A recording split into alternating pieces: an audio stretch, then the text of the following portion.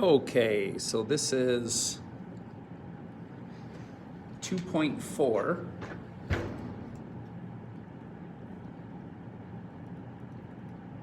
Solving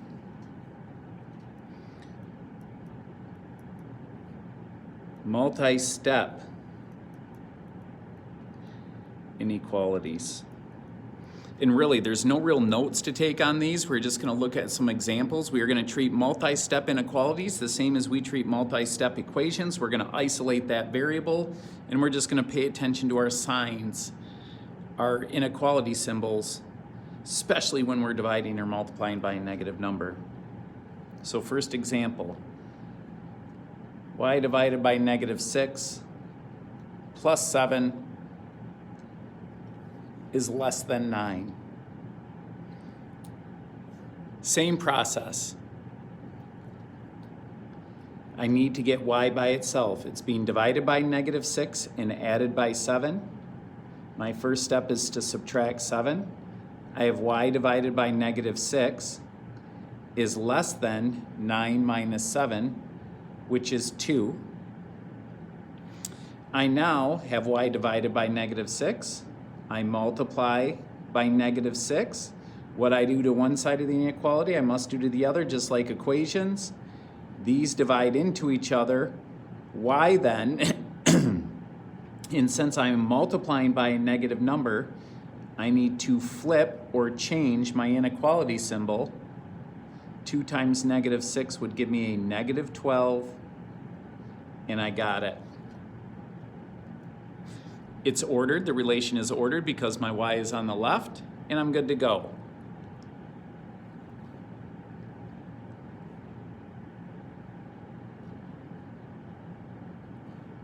Two y subtract 4, greater than or equal to 8.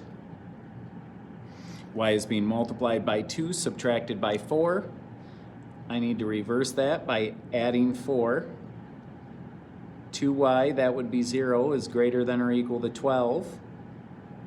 Nothing to do here except divide by 2. I don't need to change my sign because I'm not dividing or multiplying by a negative. Y is greater than or equal to 6.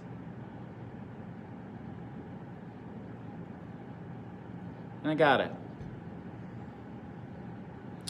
Then you are going to run into some with variables on both sides. 6x minus 5 is less than 2x plus 11. So you're going to be presented with these ones where I have variables on both sides. I'm going to look at this one, say, hey man, I could definitely add 5 first. I'm always going to work with my variables first.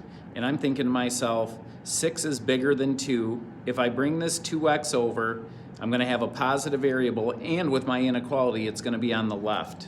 That's the way I'm going to do it to save my steps. The fewer steps that I can solve this in, the better chances are I do not make a mistake.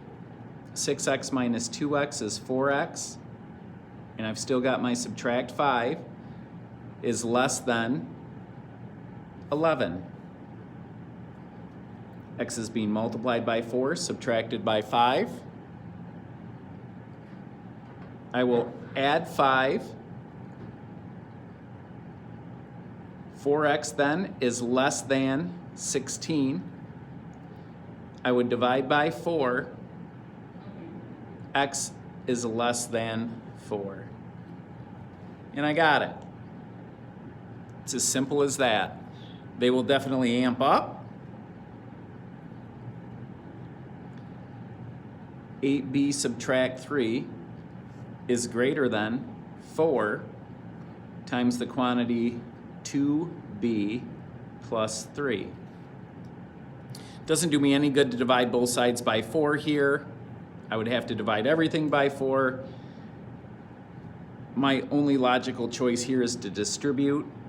My left side of the inequality would stay the same. 4 times 2b, 8b, 4 times 3, positive 12. A little alarm should be going off in your head right now that's saying, hey, Mr. DeLong, I certainly now have the same coefficient with the same variable on both sides of the inequality. And what's going to happen when I try to gather those variables together, the same thing happened when we were solving with variables both sides in section 1.3. My variable disappears. Now I'm just left with this -3 and this 12. -3 greater than 12. This is where we have to make now the judgment. If my variable disappears, you will have potentially no solution or potentially infinitely many. And I look at the statement to determine that. Is -3 greater than 12? No, it's not. That's false. Therefore, no solution. And that's my answer. And it makes sense. If I take a number and substitute it in for b, and I subtract 3, and I take that same number and I plug it in for b here and I add 12, this side, the right side of the inequality, is always going to be bigger. Here I'm subtracting 3 and here I'm adding 12. This is never going to be true. The right side is never going to be bigger than the left, and that's why there's no solution.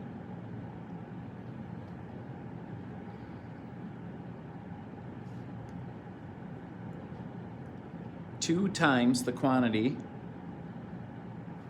5w subtract 1 is less than or equal to 7 plus 10w.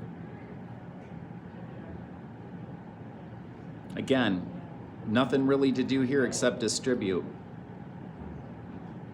10w minus 2 is less than or equal 7 plus 10w. And I can see right away again, got the same coefficient with the same variable, both positive 10w. I can certainly do this step, but I know both of those are going to go away. -2 is less than or equal to 7.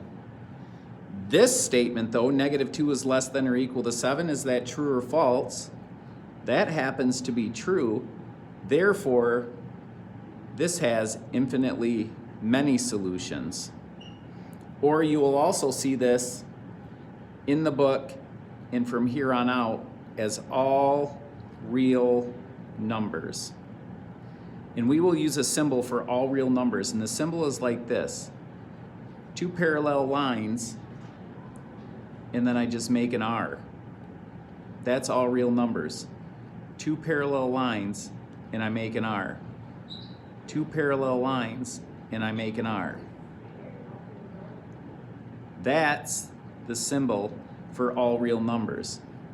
Infinitely many solutions, all real numbers, or one of those symbols right there. I'm going to tend to leave these as this symbol right here, but we know these are all interchangeable.